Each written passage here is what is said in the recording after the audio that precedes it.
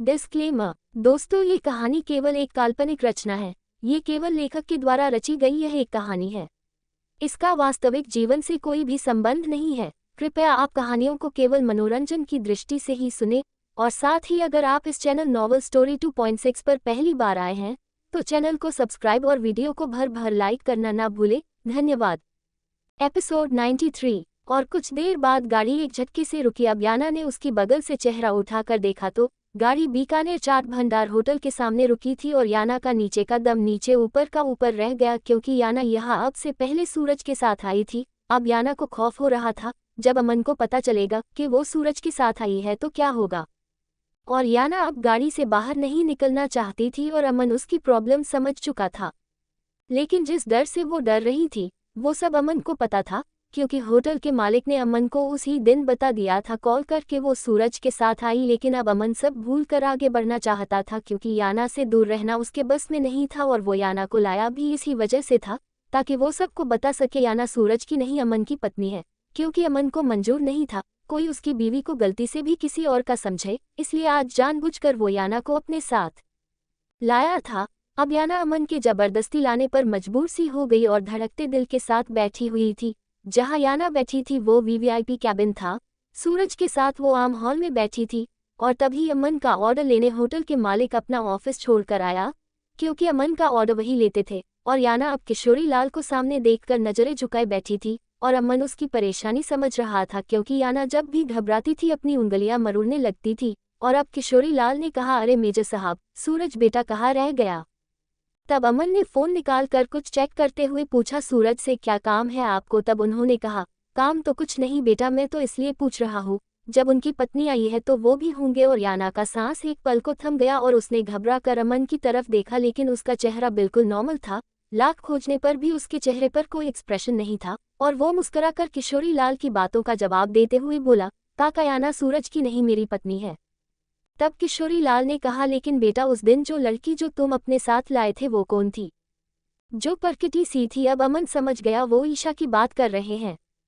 तब अमन ने कहा, वो मेरी बीवी नहीं साली है। अब किशोरी लाल को गहरा झटका लगा और हैरान होकर कहा, लेकिन बेटा उसने तो हमसे कहा था तुम उसके पति हो। तब अमन ने हंसते हुए कहा, मजाक किया होगा, मेरी पत्नी यही है। अब ये बताइए कैसी लगी आपको मेरी पत्नी। तब किशोरी लाल ने मुस्कुरा कर कहा, ये तो हमारे होटल की सबसे खास मिठाई रसमलाई जैसी लगती है। अब अमन ने सर झुकाए बैठी याना की तरफ देखते हुए पूछा, मेरे साथ कैसी लगती है। पता नहीं अमन को क्या एहसास दिलाना चाहता था ये सब पूछकर।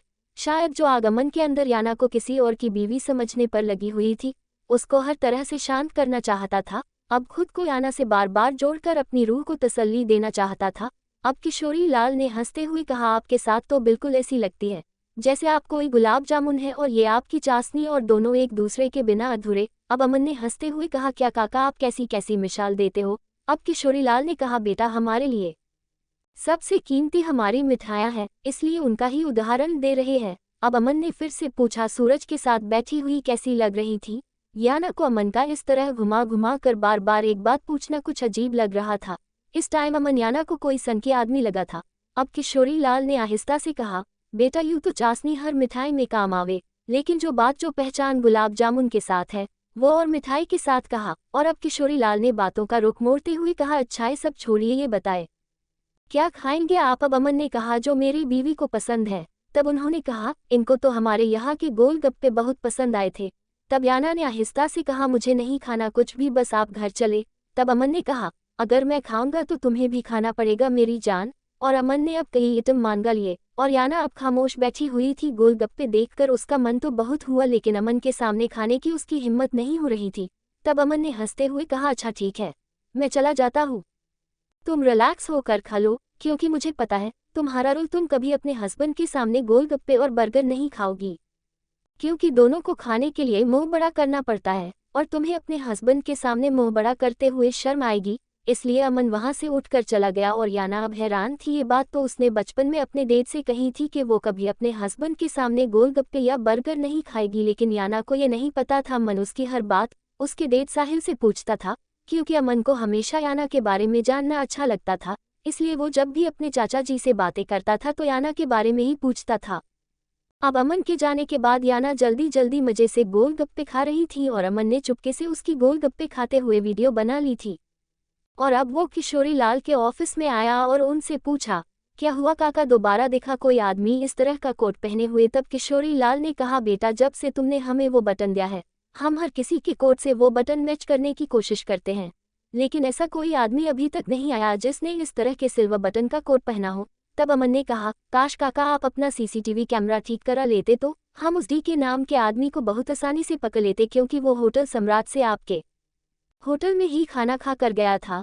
तब किशोरी लाल ने शर्मिंदा होकर कहा, हमको नहीं पता था हमारी जरा सी लापरवाही इतनी भारी साबित हो सकती है, लेकिन बेटा आप बेफिक्र रहो, अगर हमें जैसे ऐसे कपड़ों में कोई आदमी दिखा हम तुरंत पकड़ लेंगे। और अमन अब कुछ देर बात करके वहां से याना को लेकर घर आ गया था और अब याना को अमन गोद में उठाकर लेकर आया था और कमरे में ले जाकर लिटा दिया और ये सब बहुत लोगों की नज़रों में नागवार गुजर रहा था। अमन ने अब याना को अपने हाथों से खाना खिलाया और फिर दवा दी और अमन इधर काम करने बैठ गया और याना ने कंबल में मुंह ढक लिया। तब अमन ने चांद को देखते हुए मुस्कुराकर कहा, मेरे चांद ने तो कंबल में मुंह छुपा लिया है, अब तुम्हें देखकर दिल बहला लेते हैं। अभी अमन की पैड पर उंगलियां चला ही रहा था तभी दरवाजे को खटखटाने की आवाज आई। तब अमन ने दरवाज़ा खोला तो दरवाजे पर ईशा खड़ी थी। अब ईशा ने कहा, अमन मुझे नींद आई है, सोना है मुझे। अब अमन सीने पर हाथ बांधकर दरवाजे से टैक लगाकर खड़ा हो गया और ईशा से कहा, ईशा अब तुम्हें और नाटक करने की जरूरत नहीं है, क्योंकि तुम्हारी फैमिली जा चुकी है और ना अब तुम्हें यहाँ और रहने की जरूरत है, क्योंकि पूनम की 1 या 2 दिन में डिलीवरी होने वाली है। इसलिए तुम अपना सामान पैक कर लो और अब आराम से सो जाओ, यहाँ काउच पर सोकर तुम पहले ही मुझे बहुत शर्मिंदा कर चुकी हो, अब आराम करो। और अमन ने दरवाज़ा बंद कर लिया और ईशा मुठिया भींच कर रह गई। और अब वो जैसे ही नीचे उतरने लगी तभी धारा के हंसने की आवाज़ आई और कहा, क्यों 4 दिन की बीवी को उसके पति ने उसको औकात दिखा दी। और ईशा गुस्से में अपने कमरे में चली गई और कमरे का सारा सामान फेंक फेंक कर मारने लगी और चीखते हुए कहा, नहीं अमन, मैं यहाँ से जाने के लिए नहीं आई थी, मैं तो यहाँ तुम्हारे साथ पूरी जिंदगी रहने के लिए आई थी। इस घर से अगर कोई जाएगा तो याना और धारा है, ईशा नहीं। अगली सुबह अमन की आंखें खुली तो याना अपने कमरे में नहीं थी और अमन का मूड खराब हो गया, क्योंकि डॉक्टर ने उसको बेड रेस्ट बताया था, लेकिन वो कमरे में नहीं थी, इसलिए अमन गुस्से से लाल हो गया। अब वो बाहर आया तो पता चला वो किचन में काम कर रही है और अमन अब वहीं जाकर खड़ा हो गया और गुस्से में याना के हाथ से सब्जी की प्लेट छीनकर दीवार पर दे मारी और चीखते हुए कहा, दिमाग खराब हो गया है तुम्हारा, किसकी परमिशन से तुम यहाँ काम कर रही हो? तब याना ने आहिस्ता से कहा, आपको शायद पता नहीं, पिछले कई महीने से किचन में ही संभाला रही हूँ, इसलिए मुझे काम करने के लिए किसी की परमिशन की जरूरत नहीं है, और अगर मैं नहीं करूंगी तो फिर कौन करेगा? आपकी भाई की बीवी जो इस घर के वारिस को जन्म देने वाली है, या आपकी खास मेहमान? तब अमन ने गुस्से में कहा, ये मीठी छुरी से हलाल करने की जरूरत नहीं है, अब से तुम कोई काम नहीं करोगी, मैं आज ही किसी लेडी शेफ को अरेंज करता हूँ। तब याना ने कहा, आपके यहाँ खाना घर की औरतें ही बनाती है, नौकरों के हाथ का कोई नहीं खाता। तब अमन ने उसकी एक बात ना सुनते हुए याना को गोद में उठा लिया और आगे बढ़ते हुए कहा, जिसको खाना है खाए, नहीं खाना तो भाड़ में जाए, लेकिन मेरी बीवी कोई काम नहीं करेगी। और याना पर इस तरह प्यार लुटाते हुए बबीता और सरस्वती तो बहुत खुश थी, वो पल पल की खबर इमली को दे रही थी और इधर सबका जल जल कर बुरा हाल था। अगली सुबह हवेली में खुशियां लेकर आई, पूनम ने एक बेटे को जन्म दिया था और सभी बहुत खुश थे। और दूसरी खबर ये थी कि बाबूजी और चाचा चाची राजस्थान के लिए बैठ चुके हैं, कुछ दिन में वो पहुंचने वाले थे और याना को भी अब एक बहुत बड़ा बोझ हल्का होता दिखा। अभी कोई पूनम के बच्चे को देखने नहीं गया था, क्योंकि सुमित्रा चाची ने कहा था कि उनके आने पर सब एक साथ चलेंगे, इसलिए अमन ने सबको वीडियो कॉल करके पूनम और उसके बच्चे को दिखा दिया था। अमन बहुत ज़्यादा खुश था पूनम के बच्चे के लिए, क्योंकि वो मामा बन चुका था। अब चंचल की डिलीवरी में भी 1-2 हफ्ते का टाइम बचा था और याना को 8वां महीना लग चुका था। वो बहुत ढीले ढीले कपड़े पहन रही थी और अमन ने कई बार पूछा भी तो याना ने बताया उसको गर्मी बहुत लगती है, इसलिए इतने लूज कपड़े पहने हैं।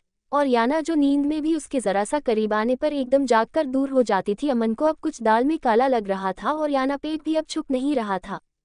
और आज याना नहाकर बाहर आई थी और टिश्यू से अपना चेहरा साफ करते हुए शीशे में बेखबर देख रही थी, जब याना की नज़र पीछे सोफे पर बैठे अमन पर गई, जो जांचती नज़रों से याना को नीचे से लेकर ऊपर तक देख रहा था। और घर में अब गंगा बुआ ने अपने पूरे परिवार को बता दिया था याना प्रेग्नेंट है। अगर इस घर में किसी को नहीं पता था तो वो अमन और ईशा थे, क्योंकि अमन के सामने ऐसा कोई प्रेग्नेंट वुमन का एक्सपीरियंस नहीं था जो देखकर बता देता याना प्रेग्नेंट वुमन है। और कुछ अमन को इतनी फुर्सत नहीं होती थी, वो अपने काम में उलझा रहता था, इसलिए वो ज़्यादा इस सब पर ध्यान भी नहीं देता था। लेकिन अब याना के बहुत घेर वाले फ्रॉक में भी उसका पेट चमकने लगा था और अमन सोफे पर बैठा हुआ याना को अजीब नज़रों से देख रहा था। तो तभी याना ने जल्दी से एक बड़ा सा दुपट्टा अपने चारों तरफ लपेट लिया, जैसे वो हमेशा लपेट कर रखती थी।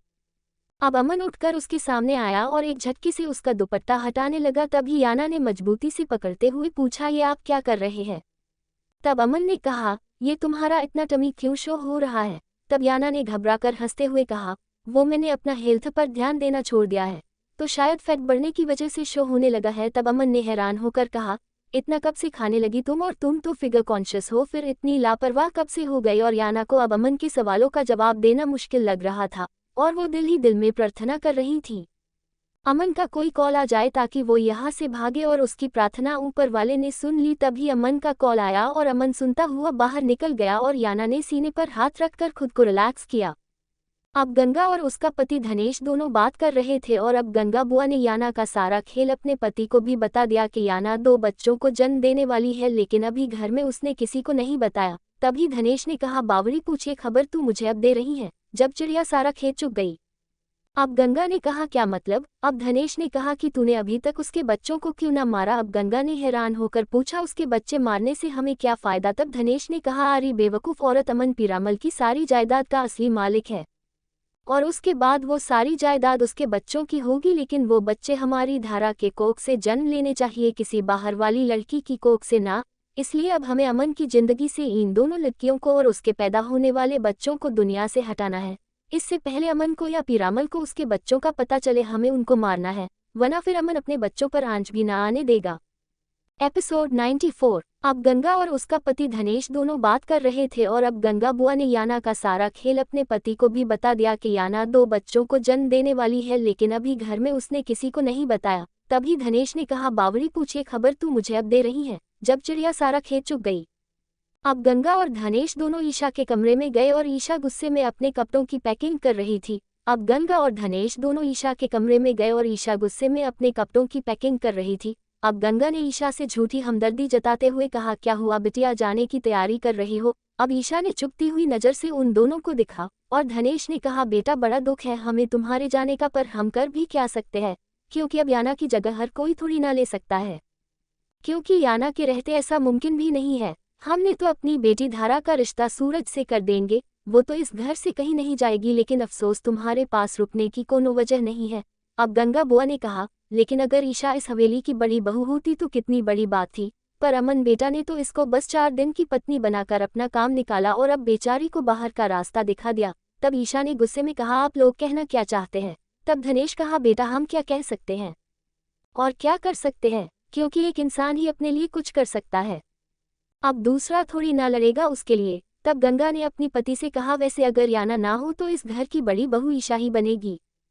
तब धनेश ने कहा, तो बावरी पूछ, अभी तो याना जिंदा है। तब गंगा ने कहा, हाँ, अगर याना मर जावे तब तो ईशा घर की बड़ी बहू बन सके, अमन की पत्नी और इस हवेली की, अमन की अरबों खरबों की मालकिन, सबकी मालिक ईशा ही बन जाएगी। लेकिन अब क्या कर सकते हैं, याना तो जिंदा है। और वो दोनों बात करते हुए बाहर निकल गए और ईशा को सुनाते हुए धनेश ने कहा, वैसे अमन बाहर गए हैं, बेचारी याना अकेली है रूम में, कोई हादसा ना हो जाए उसके साथ।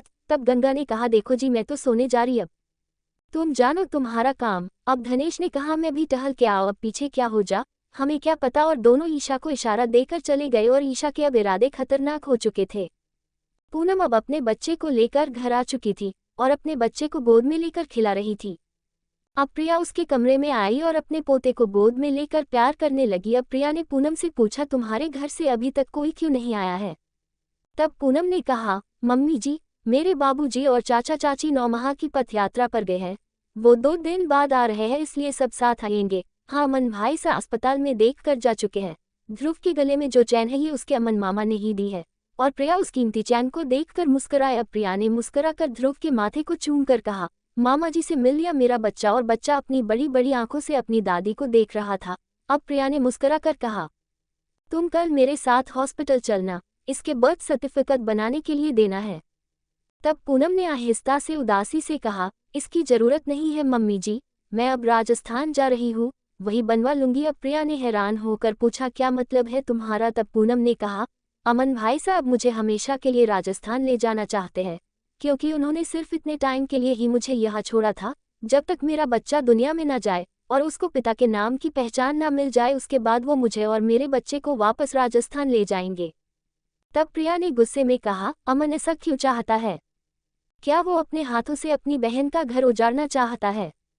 तब पूनम ने कहा, नहीं मम्मी जी, मेरे भाई ने तो मेरी इज्जत और घर बसाने के लिए अपने घर में आग लगा ली है, भला वो मेरा घर क्यों उजड़ेंगे? तब प्रिया ने कहा, तो फिर अमन तुम्हें क्यों ले जाना चाहता है?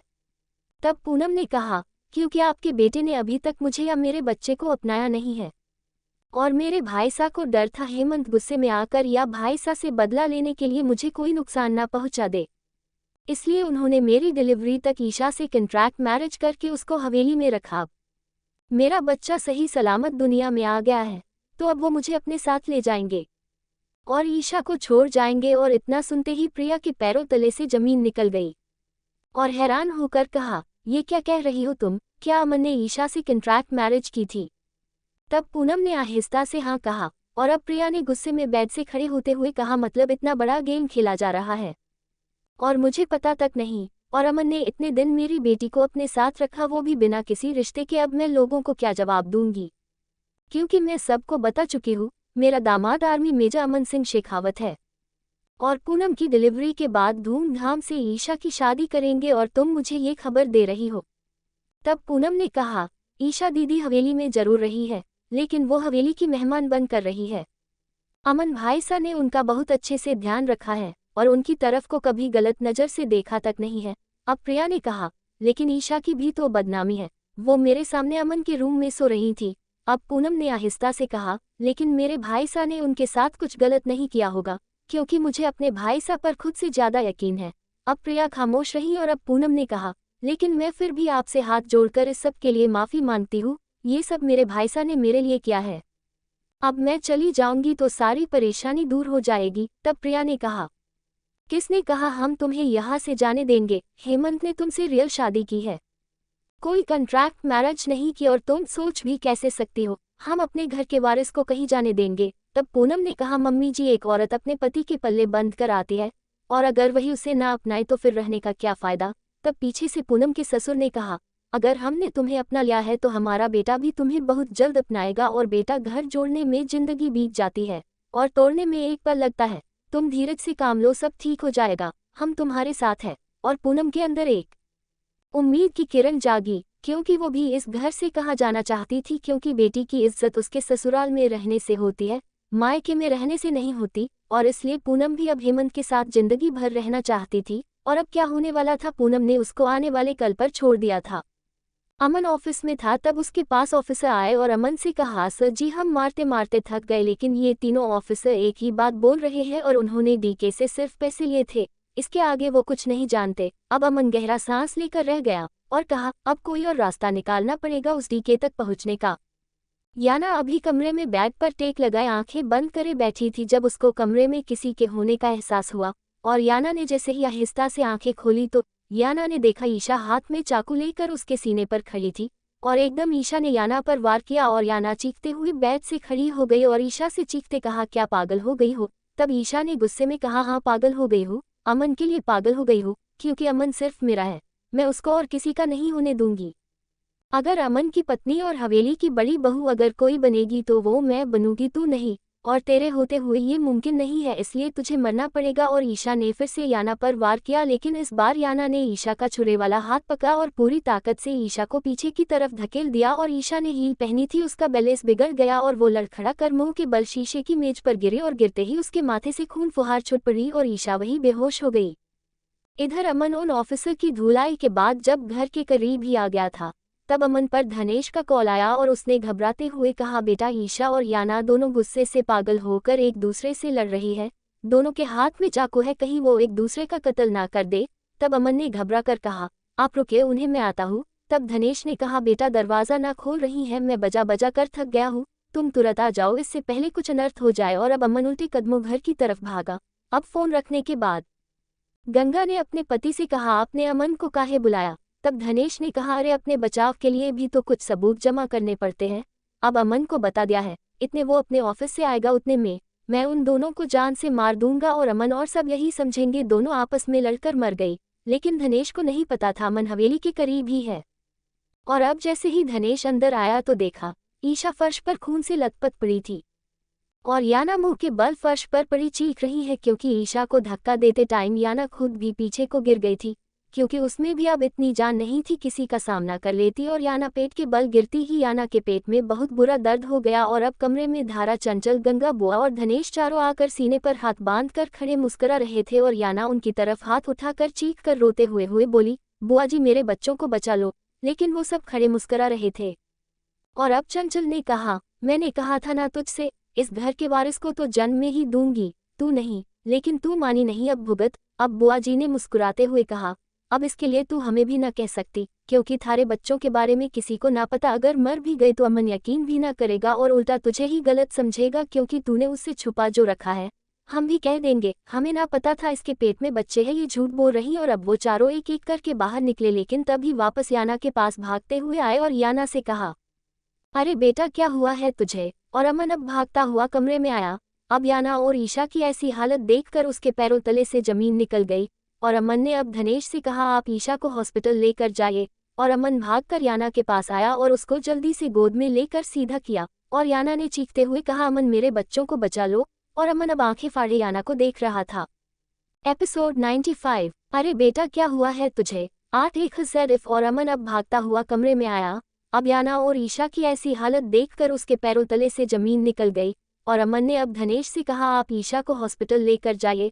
और अमन भागकर याना के पास आया और उसको जल्दी से गोद में लेकर सीधा किया और याना ने चीखते हुए कहा, अमन मेरे बच्चों को बचा लो। और अमन अब आंखें फाड़े याना को देख रहा था। अमन को कुछ समझ नहीं आ रहा था याना क्या बोल रही है, उसको बस इतना पता था याना तकलीफ में है। और अमन अब याना को गोद में उठाकर बाहर की तरफ भाग रहा था और याना चीखते चीखते बेहोश हो चुकी थी और अमन याना को देखकर बुरी तरह घबरा रहा था।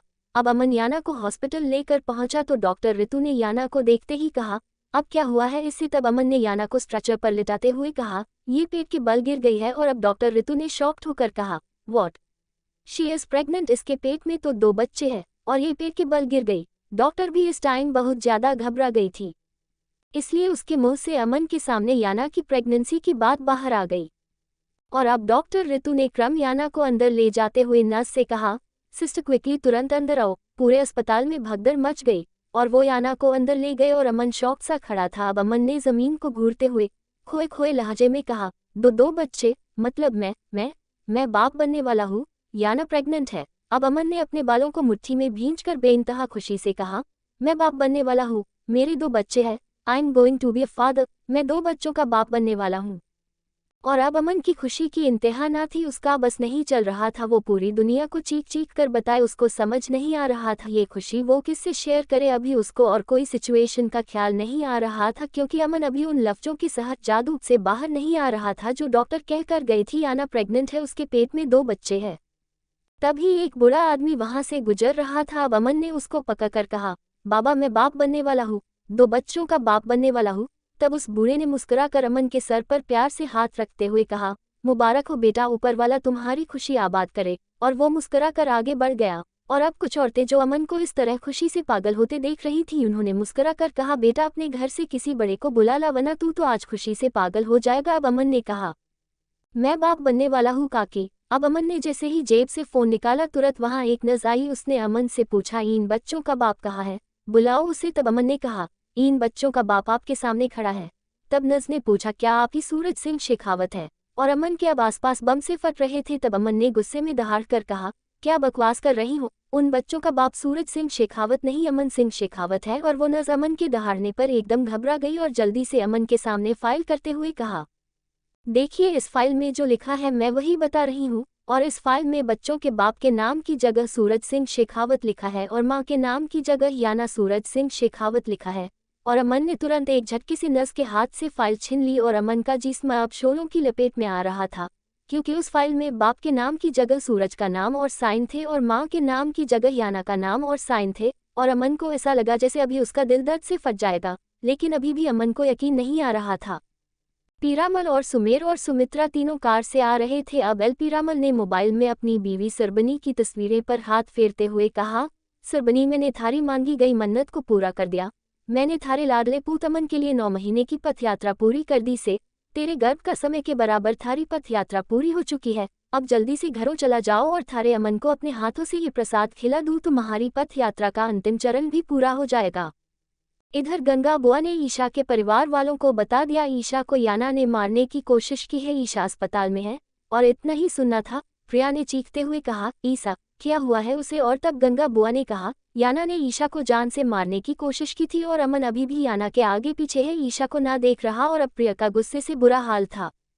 अब अमन ने गुस्से में फाइल जमीन पर पटक कर मारी और चीखते हुए, डॉक्टर को बुलाओ, क्या ड्रामा चल रहा है यहाँ? 1 घंटा लगेगा, मुझे पूरे हॉस्पिटल बंद करवा दूंगा। और अब हॉस्पिटल के सारे सीईओ और बड़े बड़े डॉक्टर जो अमन की वजह से वही आ चुके थे, अब उन्होंने नर्स से कहा, खड़ी खड़ी मुंह क्या देखा रही हो, सुना नहीं सर ने क्या कहा है? और वो नर्स जी कहकर अंदर भागी। अब हॉस्पिटल के ट्रस्टी अमन को शांत करने की कोशिश कर रहे थे और वो अपने साथ ऑफिस में ले गए और कुछ देर बाद डॉक्टर ऋतु ऑफिस में गई और अमन ने अब डॉक्टर से पूछा, ये आपकी नर्स क्या बक रही है? याना मेरी बीवी है और उसके पेट में जो बच्चे हैं वो मेरे हैं। तब डॉक्टर ऋतु ने कहा, लेकिन सर ये कैसे पॉसिबल है? पिछले 6 महीने से याना का ट्रीटमेंट कराने आपके भाई आ रहे हैं और उन्होंने खुद कहा है हमसे वो इन बच्चों के बाप है और याना ने भी उनको ही अपने बच्चे का बाप बताया है और आप बोलते हैं वो आपके बच्चे हैं, लेकिन आपको पता तक नहीं आपकी बीवी प्रेग्नेंट है, जबकि ये खबर पत्नी सबसे पहले अपने पति को देती है। लेकिन आपको तो इतना भी नहीं पता आपकी बीवी को कौन मन चल रहा है और आप खुद उन बच्चों का बाप बोल रहे हैं, जबकि याना ने हमसे खुद बताया है आप उसके जेठ है। वो आपको अपना जेठ बोल रही है और आप खुद को उसका हस्बैंड बता रहे हैं। और अगर आप हस्बैंड ही थे तो आपको कैसे नहीं पता आपके परिवार वाले याना पर कितना जुल्म कर रहे हैं? डॉक्टर बोली जा रही थी और अमन को ऐसा लग रहा था जैसे किसी ने आसमान से सीधे खाई में धक्का दे दिया हो और उसका वजूद किरची किरची हो गया। डॉक्टर की बातें अमन के सर पर किसी हथौड़े की तरह पड़ रही थी और अमन का दिमाग उबल रहा था, कानों में सायम सायम हो रही थी, उसको अपने कदमों पर खड़ा होना भारी हो रहा था। तभी नज़ वहां भागती हुई आई और उसने कहा, मैडम याना के हस्बैंड सूरज आ गए हैं। लेकिन डॉक्टर से पहले अमन बाहर आया और सूरज जो अंदर डॉक्टर के ऑफिस में जा रहा था, अमन ने उसका कॉलर पकड़ा और उसके मुंह मरचाटे बजाते हुए उसका कॉलर पकड़कर चिंघाड़ कर कहा, बता इन सबको इन बच्चों का बाप मैं हूँ। अब सूरज ने दिल में कहा, भाई सा याना आपके साथ खुश नहीं है और याना को आपके चंगुल से छुड़ाने का बस यही एक तरीका। तब सूरज ने अमन से अपना कॉलर छुड़ाते कहा, भाई सा ये सच है, याना के पेट में जो बच्चे हैं वो आपके नहीं बल्कि मेरे हैं।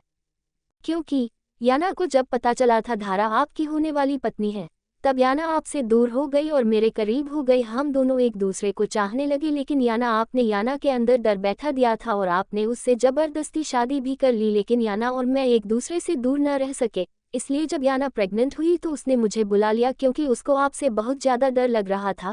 लेकिन भाई साहब मैं आपसे हाथ जोड़कर रिक्वेस्ट करता हूँ, आप याना को तलाक दे दीजिए, वो कभी आपको अपना पति नहीं मानेगी। और तभी नस सूरज को बुलाने आई और सूरज नस के साथ चला गया, लेकिन पीछे किसी जीते जागते इंसान को मुर्दा कर गया जो कुछ देर पहले खुशी से पागल हो रहा था। वो अपने अंदर उठते जलजलों से पागल हो रहा था और अब अमन को अब सांस आना मुश्किल लग रहा था। उसको ऐसा लग रहा था उसकी सांस और दिल दर्द से बंद हो जाएगी। पूरा जिस्म पत्थर का हो चुका था, इसलिए अब बाहर की तरफ भागा और कई लोगों से टकरा गया। सब अमन को यही समझ रहे थे कोई शराबी नशे में जा रहा है। और अमन अब गाड़ी में जाकर बैठा और दोनों हाथ स्टीयरिंग पर जमा कर पूरी ताकत से दहाड़ा। हाँ, और अमन अब कार ड्राइव करता हुआ अपना गुस्सा अपनी दहाड़ में निकाल रहा था। अमन की दहाड़ इतनी खतरनाक थी, अगर गाड़ी कोई मामूली होती तो कब के उसके शीशे टूटकर गिर जाते। और अमन अब रफ ड्राइविंग कर रहा था। उसकी गाड़ी की इतनी स्पीड थी कि सड़क पर लोग इधर उधर भाग रहे थे, क्योंकि अमन कितनी गाड़ियों को उड़ा चुका था, लेकिन वो रुकने का नाम नहीं ले रहा था और हर गाड़ी को ओवरटेक कर रहा था। और लोगों को ऐसा लग रहा था आज ये इंसान खुद भी पक्का मारेगा और अपने साथ और कितनों को ले डूबेगा। तभी एक आदमी ने पुलिस को कॉल करते हुए कहा, हेलो सर, यहाँ सड़क पर कोई आदमी बहुत रफ ड्राइविंग कर रहा है, उसको देखकर लगता है कोई पागल आदमी ड्राइविंग कर रहा है। और तभी और एक बच्ची निकलन का चुका था। एपिसोड 96। अमन कितनी गाड़ियों को उड़ा चुका था, लेकिन वो रुकने का नाम नहीं ले रहा था और हर गाड़ी को ओवरटेक कर रहा था। और लोगों को ऐसा लग रहा था आज ये इंसान खुद भी पक्का मारेगा और अपने साथ और कितनों को ले डूबेगा। तभी एक आदमी ने पुलिस को कॉल करते हुए कहा, हेलो सर, यहाँ सड़क पर कोई आदमी बहुत रफ ड्राइविंग कर रहा है, उसको देखकर लगता है कोई पागल आदमी ड्राइविंग कर रहा है। लेकिन अमन को कुछ भी होश नहीं था। जिन गाड़ियों को अमन ने टक्कर मारी थी वो उल्टी जा गिरी थी। और अब ट्रैफिक पुलिस की गाड़ियां अमन के पीछे दौड़ रही थी। उनको लग रहा था कोई मेजर की गाड़ी को चुरा कर भागा रहा है, क्योंकि बाहर मेजर का नाम देखकर वो जान गए थे गाड़ी मेजर अमन सिंह शेखावत की है। लेकिन एक जिम्मेदार ऑफिसर कभी इस तरह से कार ड्राइविंग नहीं करेगा। ये गाड़ी जरूर कोई चोर है, इसलिए पुलिस उस गाड़ी का पीछा कर रही थी।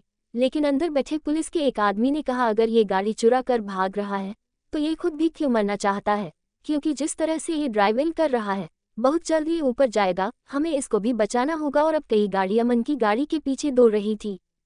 याना को अब होश आया तो याना को अब सब याद आने लगा। उसको अमन यहाँ लेकर आया था और उसने अमन से अपने बच्चों के बारे में बता दिया था।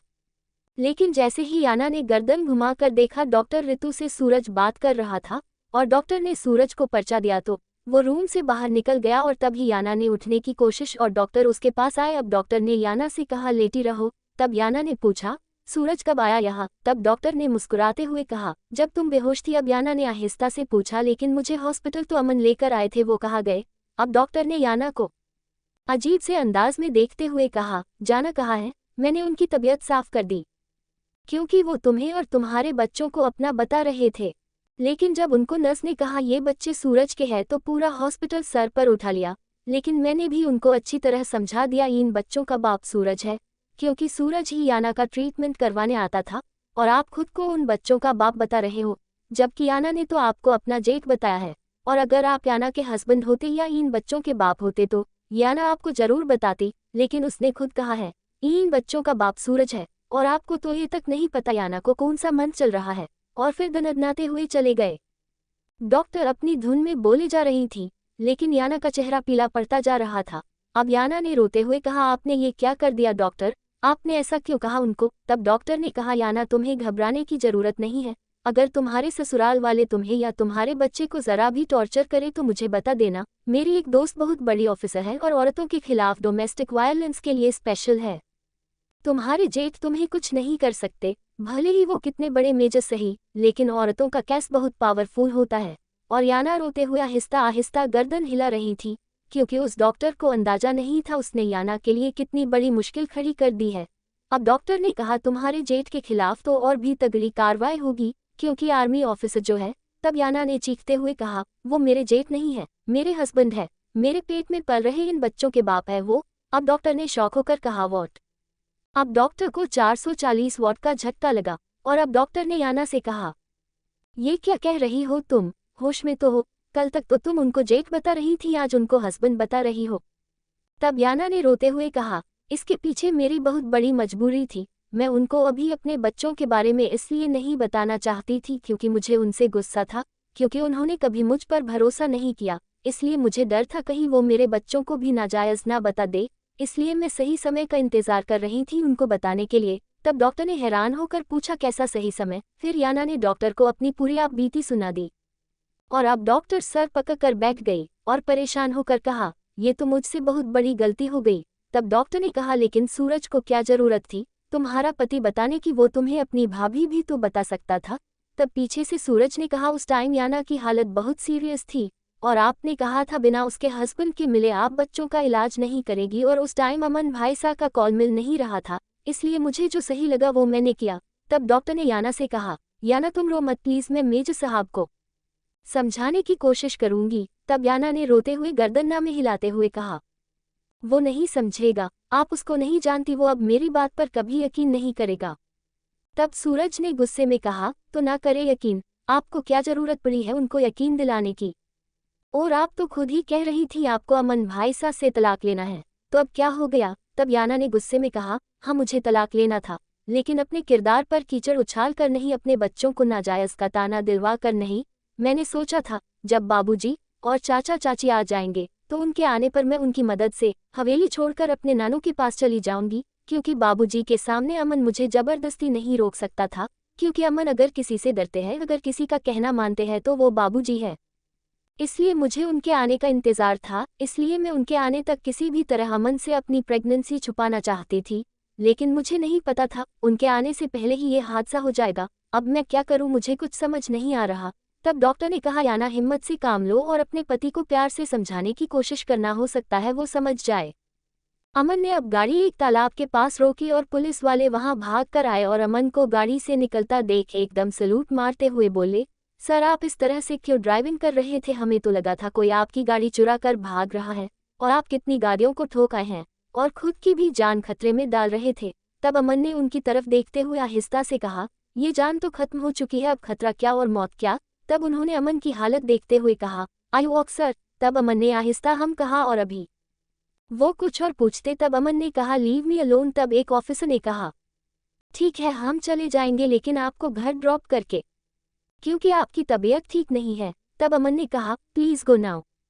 तब उनमें से एक अफसर जो अमन के बाप की उम्र का था, उसने अमन को बहुत समझाया क्योंकि वो अमन की हालत समझ गए थे, इसलिए उसको ड्राइविंग करने मौका नहीं देना नहीं चाहते थे, क्योंकि अगर अमन को जरा भी कुछ हो जाता तो उनकी नौकरी खतरे में पड़ जाती, इसलिए वो अमन को अपने साथ घर ले आए। अमन ने भी उस बूढ़े ऑफिसर की इज्जत रखते हुए उनकी बात मान ली थी। अमन एक आर्मी का मेजर था, इसलिए उसकी इतनी मिन्नत हो रही थी, वरना इतनी गाड़ियों को ठोकने के जुर्म में अगर कोई आम आदमी होता तो जेल में डाल देती। अब धनेश ने गुस्से में गंगा से कहा, ये ईशा इतनी कमजोर या बेवकूफ निकलेगी?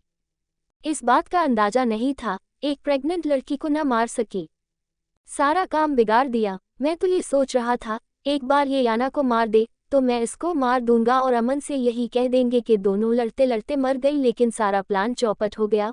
और तब उन सबको सामान टूटने की और अमन के दहाड़ने की आवाज आई और वो सब भागते हुए बाहर आए तो देखा अमन गुस्से में सामान उठा उठा कर पटक रहा था और बुरी तरह से दहाड़ रहा था। अमन की ये हालत देखकर किसी की भी हिम्मत नहीं थी वो उसके सामने जाकर उसको रोक सके, और अमन की आवाज सुनकर घर के मुनीम और केयरटेकर भूषण काका भागते हुए आए और साथ में 2-3 गार्ड भी थे और उन्होंने अमन को पीछे से दबोच कर रोका, क्योंकि अमन दीवार से छुरा उतार कर अपने दिल में मारने वाला था। तभी भूषण काका ने अमन को पकड़ लिया और जबरदस्ती उसके हाथ से छुरा लिया और अमन को समझाते हुए कहा, ये क्या कर रहे हो बेटा? क्यों अपनी जान लेने पर उतारू हो रहे हो? काहे को इतना उग्रवादी हो रहे हो? तब अमन ने चिंघाड़ कर कहा, छोड़िए मुझे, मैं मरना चाहता हूँ। और अब भूषण काका के पास जाते ही धनेश और बाकी गार्ड भी अमन के करीब गए और अमन को दबोच लिया और अमन चीख चीख कर कह रहा था, मर जाने दीजिए मुझे, वरना मैं उन दोनों को जिंदा नहीं छोड़ूंगा जिन्होंने मेरी पीठ में छुरा घोंपा है। मुझे जीते जी मार दिया उन दोनों ने। छोड़िए काका, मुझे इस दिल को फाड़ना जिसमें उस बेवफा औरत की मोहब्बत बसी हुई है। अब मुझसे ये अपने दिल का दर्द बर्दाश्त नहीं हो रहा, मैं इस दर्द में मर जाऊंगा काका, इसलिए मैं मरना चाहता हूँ। तब भूषण काका ने कहा, आखिर बेटा हुआ क्या है, हमें भी तो पता चले। अब अमन ने एक झटके से उनसे खुद को छुड़ाया और जमीन पर बिछे कारपेट पर बैठ दिया और अपना सर सोफे की सीट पर रख कर उपलट के बड़े बड़े फानुस को देखते हुए सख्ती से अपने दिल को मुट्ठी में भींच लिया जहां दर्द उठ रहा था, और डूबती हुई आवाज में कहा, अपने मुंह से अपनी बर्बादी की दास्तान कैसे बताओ, कैसे कहूँ मैं तबाह हो गया, पता नहीं मैं जिंदा क्यों हूँ अभी तक, वरना इस गम के साथ तो मुझे मर जाना चाहिए था। अब भूषण काका ने सब गार्ड को बाहर भेज दिया। अब अमन को पानी पिलाया और उसके माथे पर प्यार से हाथ रखते हुए कहा, बेटा हम तब से हैं इस घर में जब तुम अपनी माँ के पेट में थे, इसलिए हमने तुम सब बहन भाई को अपने बच्चों की तरह समझा है और खासकर तुमको तो हमने बहुत प्यार किया है। क्या तुम हमें भी नहीं बताओगे आखिर बात क्या है? तब अमन ने अभी भी फानुस को देखते हुए कहा, काका याना मेरी पत्नी माँ बनने वाली है। तब भूषण काका ने मुस्कुरा कर कहा, लेकिन ये बहुत बड़ी खुशखबरी है। तब अमन ने कहा, लेकिन वो मेरे बच्चों की नहीं, सूरज के बच्चों की माँ बनने वाली है काका। और ये एक मर्द के लिए डूब मरने वाली बात है कि उसकी बीवी किसी गैर मर्द के नाजायज बच्चे पैदा कर रही है। अब धनेश और उसका पूरा परिवार वही खड़ा जो सब सुन रहा था। अब धनेश ने मन में कहा, अरे बाप रे, ये तो गेम ही उल्टा चल गया, हमने तो कुछ सोचा था, यह तो कुछ और ही हुआ है, इसका मतलब बाजी अभी भी हमारे हाथ में है। तब धनेश ने कहा, अरे बेटा ये क्या कह रहे हो तुम? तब भूषण काका ने कहा, नहीं बेटा जरूर तुम्हें कोई गलत फहमी हुई है। तब अमन ने कहा, मेरा दिल भी यही कह रहा है, लेकिन इस दिमाग और आंखों देखा और कानों सुना कैसे झूठला दूं। सूरज 6 महीने से याना का ट्रीटमेंट करा रहा है और मुझे पता भी नहीं, हॉस्पिटल हर डॉक्यूमेंट्स में बाप की जगह सूरज का नाम है। याना ने खुद डॉक्टर से कहा है उसके बच्चों का बाप और उसका पति सूरज है। अब अमन ने जख्मी हंसी हंसते हुए, मैं जेठ हूँ उसका और सूरज पति है, और उसके बाद मेरे प्यार भाई ने मेरी आंखों में आंखें डालकर अपनी रंगलियों की दास्तान सुनाई है और मुझसे कहा याना के पेट में पल रहे बच्चे उसके हैं। डॉक्टर से लेकर नर्स सब याना के बच्चों का बाप सूरज को बता रहे हैं। तब काका ने कहा, ऐसा कैसे हो सकता है बेटा, याना बहू ऐसा नहीं कर सकती, वो साहिल की बेटी है, उसका खून है, वो ऐसा नहीं कर सकती। अब साहिल का खून कहने पर अमन को जोर से हंसी आई और अब उस पर हंसी का दौरा पड़ चुका था और अब सबको अमन की दिमागी हालत पर शुबहा हुआ। और धारा एक टूक उस दिलकश मर्द को देख रही थी जिसकी अब पागलों जैसी हालत हो रही थी। अमन ने लाइट ब्लू शर्ट पहनी थी जो पसीने से भीगकर उसके जिस्म से चिपक गई थी, जिसमें अमन की 6 पैक एब्स से लेकर उसकी पूरी हॉट बॉडी चमक रही थी। उसके चौड़े माथे पर काले सिया चमकदार बाल जो उलझे से हल्के से पसीने में भीगे हुए उसके माथे पर पड़े थे, हल्की ब्राउन शैव उसमें चमकते उसके भरे भरे उनाबी लब चमक रहे थे और हंसने से वो और भी हैंडसम लग रहा था। और अब धारा को अपनी मंजिल बहुत करीब दिख रही थी। आखिर अमन सिंह शेखावत उसका हो जाएगा, बस याना अपनी सफाई न दे सके और ना अमन यकीन करे। तब गंगा ने कहा, मन में कहा, काश अमन जी जितना प्यार आपने उस बेवफा लड़की से किया है उसका आधा भी आप मुझसे कर लेते तो आज आपकी ये हालत ना होती। और तभी अमन की नज़र याना पर पड़ी जो डरी सहमी किसी घबराई हुई हिरनी की तरह खड़ी थी, जैसे कोई हिरनी खुद चलकर शेर का शिकार बनने आई हो। और अमन की नज़र याना के पेट पर थी। अब अमन को समझ आया था उसके इस बढ़ते पेट की वजह, और अब अमन के खून में आग लग रही थी। ये सोचकर कैसे ये मासूम दिखने वाली लड़की उसको कब से बेवकूफ़ बना रही थी। अब अमन धीरे धीरे चलता हुआ याना की तरफ आया और याना की जान अब हल्क में आ चुकी थी।